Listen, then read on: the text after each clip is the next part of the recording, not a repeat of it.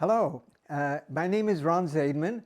I'm president of Five Branches University, Graduate School of Traditional Chinese Medicine, and I feel honored to welcome you to the International Research Symposium of 2023. Thank you for contributing to the symposium, to participating in this symposium, and making it international. We have 4 universities and individuals from America. We have one from Brazil and several from the Zhejiang Chinese Medical University. For me, it's very special when it's international like this because I have gray hair. And there was a time when this type of international exchange of information, knowledge and skills wasn't possible. But it is today. And we have to thank our governments and our universities that they're this open to the exchange of information and skills, especially on traditional Chinese medicine, which can help so many people all over the world. So let me just state the names of the Virginia University of Traditional Medicine and Integrative Medicine, the Texas, the AOMA, Integrative Medicine, Traditional Chinese Medicine University, Yosan in Los Angeles, Five Branches University in San Jose and Santa Cruz, and in Brazil, Dr. Reginaldo, who I've known for many years, and his Chinese Medicine University, and Zhejiang University of Chinese Medicine that I have known for 30 years. I visited the campus of Zhejiang University 30 years ago. There were no high-rise buildings at that time, neither in Shanghai nor in Hangzhou. You were at your old campus.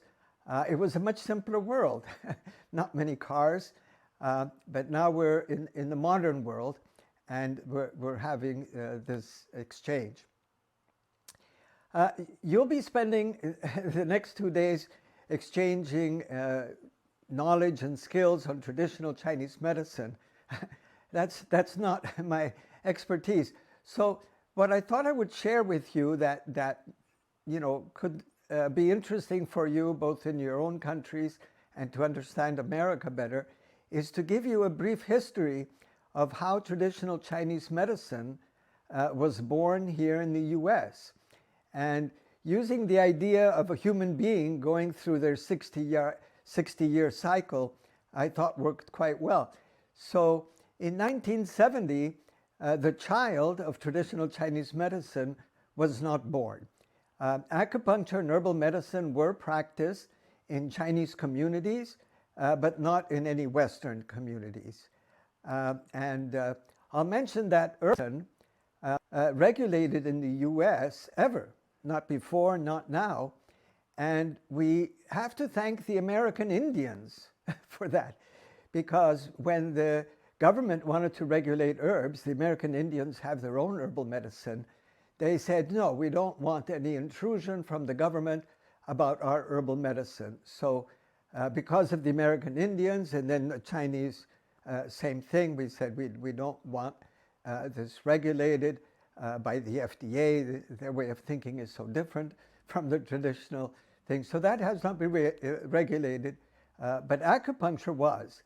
And it started in California and Nevada, and it happened because a very good acupuncturist, a Chinese lady, Miriam Lee, had already not only Chinese patients, but a lot of Caucasian patients.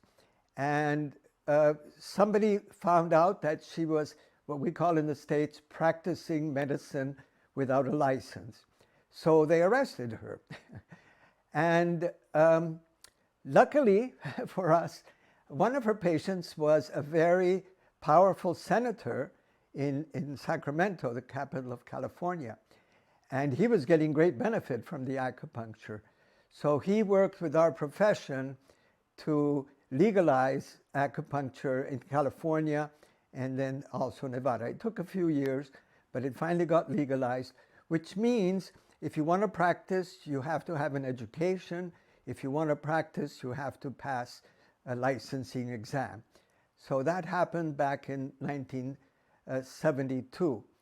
And it's worth mentioning that the visit of President Nixon to China to talk to Mao Zedong in about 72 also influenced the introduction, the birthing of traditional Chinese medicine in the US, because a very famous reporter got appendicitis, was sent to a Chinese hospital, received acupuncture, recovered very quickly, saw other people getting acupuncture and regaining their health. So when he wrote for the New York Times, a leading newspaper in America, people learned about acupuncture in China. And that those articles and also influenced the birthing of traditional Chinese medicine. So one thing that is typical of the US is that every profession is regulated at the state level. That means,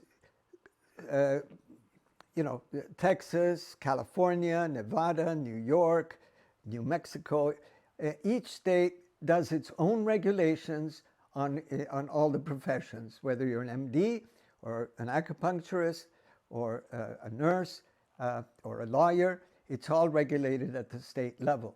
So only 2 states started, Nevada and California, but not the other states. So our profession met and said, okay, we need to legalize this in all states in the US. And so we set up an association to do that. And then we also learned that if we're going to be an official medicine here in the US, we had to have a national exam, a national accreditation, a council of schools, those 3 parts. Accreditation, which qualifies the level of teaching in the universities, the national exam that everybody would take in order to be licensed in the different states. So while we went state to state to legalize our profession there, at the same time, we formed these 3 national organizations, which still exist today and still regulate our medicine. I'll give you a brief summary of what we've accomplished, adolescence to young adulthood, and then give you an idea of where we want to go in the future. So what we've achieved is